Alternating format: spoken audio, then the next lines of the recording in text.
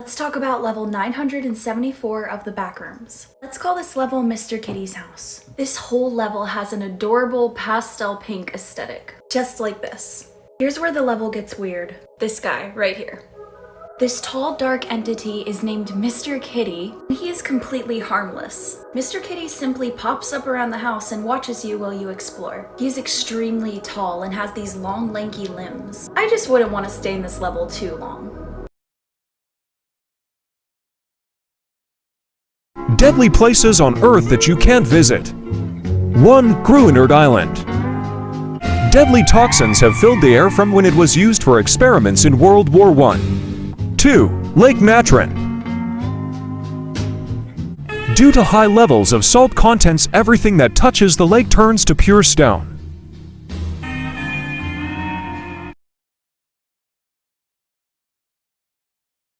This dude wearing, of all things, a television on his head.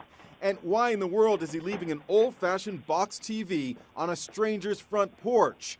It's a mystery that's baffling police outside Richmond, Virginia. It usually happens around midnight, and TV Dude is apparently fully aware he's on surveillance video. Watch him wave at the camera. As of this week, he's delivered at least 60 TV sets. One looks like a tube television set manufactured in 1986 by Toshiba. Oh my god. Yo ho, all hands, hoist the colors high. Heave ho, thieves and bears. Never camp alone with a camera. I'm 22F, an avid nature photographer. I regularly go on hikes into the deep middle of woods and forests to catch the rarest beauties of nature. Anyway, I head out to this location I've been meaning to go to for a while. Some of my photography friends have been before and got stunning photos of deer, badgers and various rare birds. I drove as far as I could before the woods started, parked my car up in a lay-by, grabbed my tent, camera and supplies and head into the forest. It was quite misty but the forecast said it would clear up overnight. I found a badger den after about 30 minutes of walking into the forest, so decided this would be the perfect spot to set up my camera to hopefully catch some badgers on film overnight. I pitched my tent just far enough away not to disturb or scare the badgers and went over to set up my camera. I had it facing so it would catch lots of the entrances in the same shot, plugged it into the power pack, and left it running. I had a motion sensor so if it was to catch movement overnight it would begin filming. Everything seemed fine. I was in the middle of the woods, away from many paths, so it was very unlikely anyone would disturb me in the night. The next morning I woke up and could see fresh trails around the den, so I knew I would have caught some badgers on camera. I was so excited. I tried to check the footage on my camera straight away but both it, and the power pack, had died, and unusually the power pack was no longer plugged into my camera. Weird. I was sure I had plugged it in. I just hoped it had enough battery to catch the badgers on film. I'd have been gutted if I'd missed them. Nervous I'd messed up, I decided to head back to my car to charge up my camera and have a look at the pictures.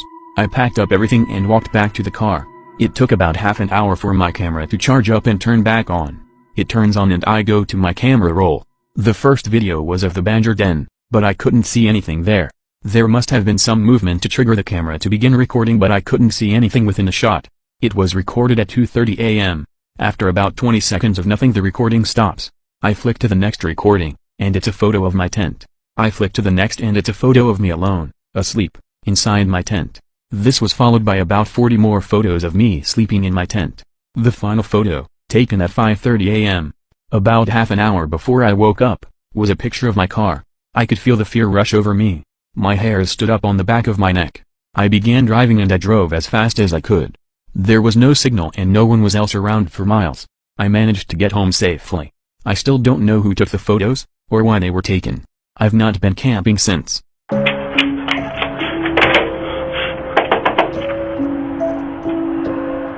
Jelly bean.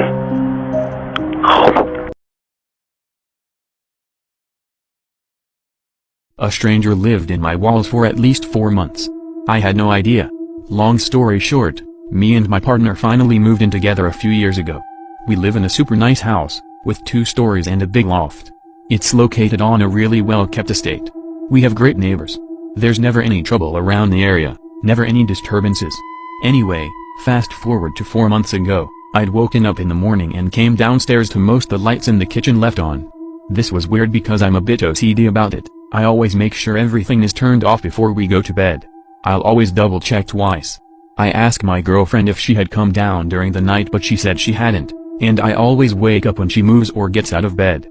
I checked the cupboards, windows and doors in case we had been broken into or stolen, but everything seemed in place and undisturbed. I put it down to me just forgetting to turn them off, as unusual as that was. It was 2 weeks later I came down another morning and a piece of paper I had left on the table had moved. It was now on the countertop. I knew for a fact I had left it on the table, and my girlfriend was away for the weekend, so it was only me left in the house. I began to think I was going crazy, even though I knew for a fact I had left it on the table next to my laptop. I also noticed a lot of food that I was buying was being eaten much quicker than we usually would eat it. Boxes of cereal would last a few days when it would usually last us weeks, and canned food would go missing. I just thought it was my girlfriend eating more than usual, and when I'd ask her she would deny it, so I left it. Thinking it's not good to argue with her about eating more food, I figured she just didn't want to admit to it for whatever reason. Fast forward to a month ago, my girlfriend woke up well before me. She got showered and headed downstairs to make us both coffee. I heard her screaming through tears for me to come downstairs immediately. She was extremely distressed. I jumped out of bed and sprinted downstairs.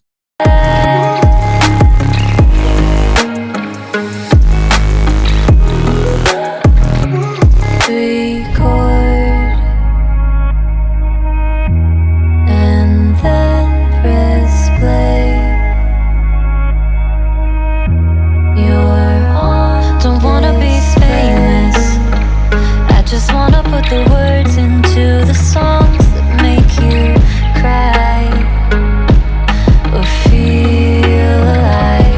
Think I'm gonna chase it. Give me all the lights and all the crowds. I'll give you loud and entertaining. I don't wanna be famous. A stranger lived in my walls for at least 4 months. I had no idea.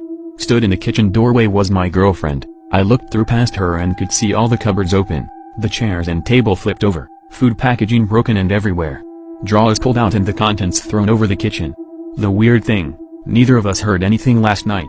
We both slept perfectly. And we're both light sleepers. We phoned the police and searched for anything that was missing, or a break-in point. There wasn't any, and nothing had gone missing. There was no explanation for the disturbance in the kitchen. I joked with my girlfriend about it being a ghost. Anyway, this was enough to prompt me to set up a camera.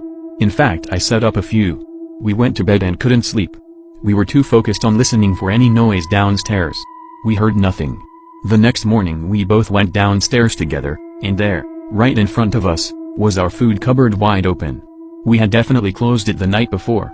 So I got my laptop and pulled up the CCTV. At about half one there's movement. An air vent in the ceiling of the kitchen opens up. And out climbs an extremely scruffy-looking man. Very skinny with extremely long hair wearing torn-up clothes. He goes into the food cupboard, sticks his hand into the food boxes and eats various stuff, has a drink straight out of the milk carton in the fridge, then is seen to wander around the house. He wanders around the living room, picks up our photos and carefully puts them back where they were.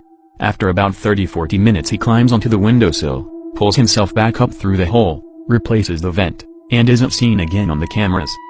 We immediately called the police. They opened up the vent and could see the man laid flat in the ceiling, in between the beams holding the ceiling up. The police managed to get him out of the ceiling and arrested him. We still don't know how he got in there, or how long he was actually there for. I'm just glad he isn't there any longer, as far as we know. We now have an alarm downstairs that triggers at any motion through the night, and have cameras both inside and outside our property.